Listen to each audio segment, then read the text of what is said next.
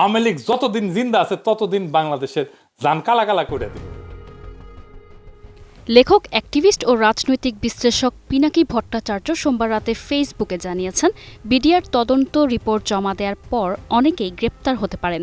তিনি লিখেছেন, শুরুর দিকে সোহেল তাজ ও মুন্নি সাহাও তালিকায় থাকতে পারেন। পিনাকি আরও উল্লেখ করেন, জয়ী মামুন ও মঞ্জুরুল আহসান বুলবুলও সম্ভাব্য গ্রেপ্তার প্রার্থীর মধ্যে রয়েছেন। সামাজিক মাধ্যমে তার পোস্টের পর সমালোচনার ঝড় ওঠে। অনেকে ক্ষোভ প্রকাশ করে লিখেন, কেন এখনও এই হত্যাকাণ্ডে সংশ্লিষ্ট সাংবাদিকদের নাম প্রকাশ করেনি কমিশন। নতুন এবং ফিরে আসা গ্রাহকদের জন্য নগদে চলছে ক্যাশব্যাক সহ প্রতিদিন হাজারো উপহার জেতার সুযোগ। হবে আশা আর ফেরা, সারপ্রাইজ সেরা।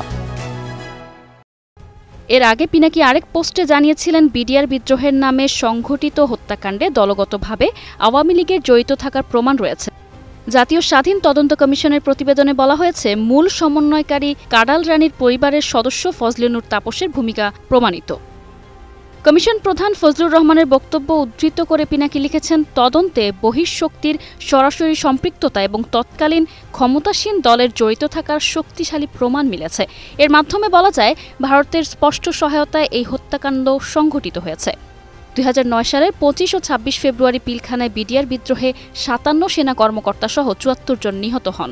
পরবর্তীতে পুনর্তদন্তের দাবি ওঠায় 24 ডিসেম্বর সরকার জাতীয় স্বাধীন তদন্ত কমিশন গঠন করে।